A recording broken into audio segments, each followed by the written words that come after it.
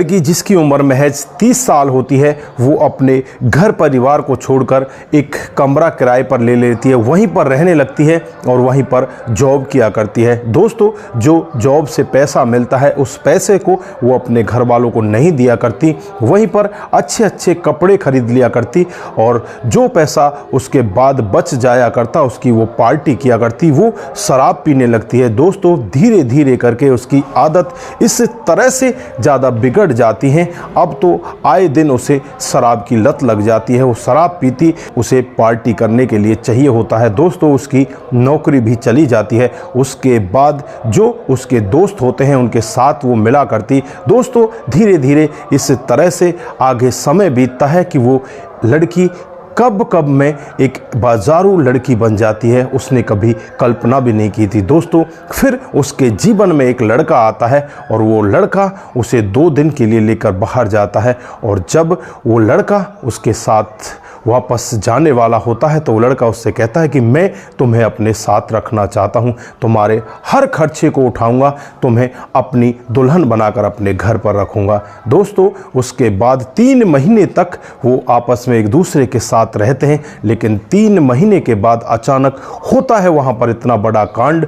इस लड़की के छोटे छोटे टुकड़े करके 3 सूटकेसों में बंद करके उसे ज़मीन के अंदर दफना दिया जाता है। दोस्तों, अगर आप भी पूरी कहानी के बारे में सुनोगे तो एक बार के लिए आप भी सोचने के लिए मजबूर हो जाओगे। आइए दोस्तों, जानते हैं पूरा मामला क्या था। नमस्कार, जय हिंद। आप देख रहे हैं APH न्यूज़ राहुल रावत के साथ। तो दोस्तों, आज की जो हकीकत की घटना आपको बताने जा रहा हूं, ये महाराष्ट्र की हकीकत की घटना है। यहां पर प्राची नाम की एक लड़की जिसकी उम्र 30 साल होती है, वो अपने घर वालों से अलग कमरा किराए पर लेकर रहने लगती है, वहीं पर जॉब किया करती और पैसे कमाकर अपने लिए अच्छे अच्छे कपड़े खरीदा करती और पार्टी किया करती। दोस्तों, पार्टी करते करते उसका दिमाग इस तरह से बदल जाता है, वो शराब की आदी हो जाती है। अब तो उसे हर दिन शराब की चाहत होने लगती है।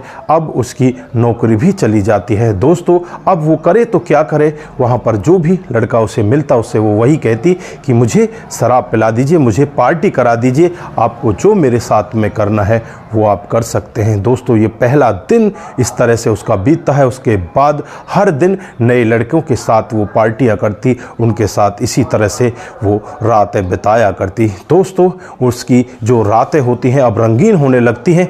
एक दिन का वाक़या होता है, एक लड़का जिसका नाम हेमंत होता है, उम्र उसकी 40 साल होती है, वो इस लड़की को 2 दिन के लिए बाहर लेकर जाता है और बाहर जाने के बाद वहाँ जब इससे मिलता है तो उसे कहीं ना कहीं इससे प्यार हो जाता है। हेमंत हालांकि शादीशुदा होता है, फिर भी इससे कहता है कि मैं तुम्हारे से प्यार करता हूँ, तुम्हारे साथ रहना चाहता हूँ।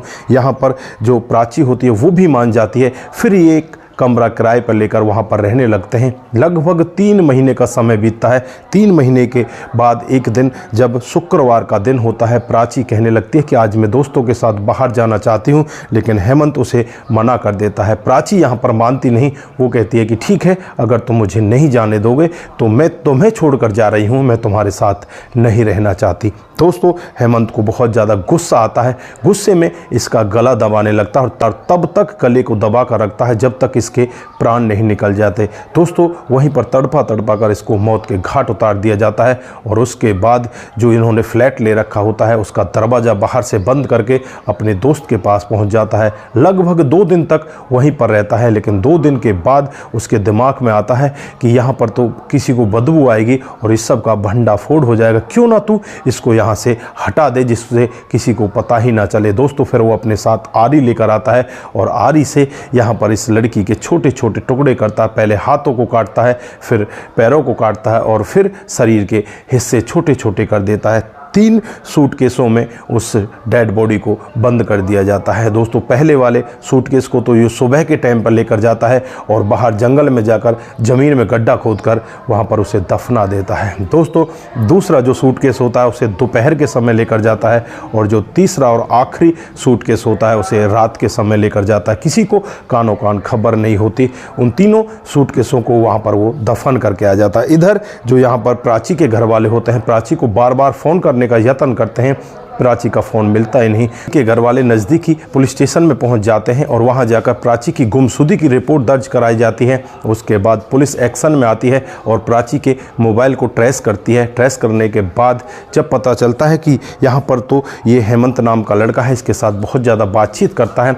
उसके बाद हेमंत के पास पहुँचा जाता है। हेमंत को पुलिस अपनी कस्टडी में लेती है और पुलिस जब अपनी सख्ती के साथ अपने रवैये से उसको पूछती है तो थोड़ी देर में हेमंत टूट जाता है और सारा कुछ सच सच बयां करने लगता है। दोस्तों, हेमंत पूरी डिटेल बताता है। उसके बताए हुए एड्रेस पर पुलिस पहुंच जाती है। वहां से डेड बॉडी के जो अवशेष होते हैं उन्हें वहां से निकाला जाता है। उसके बाद डेड बॉडी को पोस्टमार्टम के लिए भेज दिया जाता है।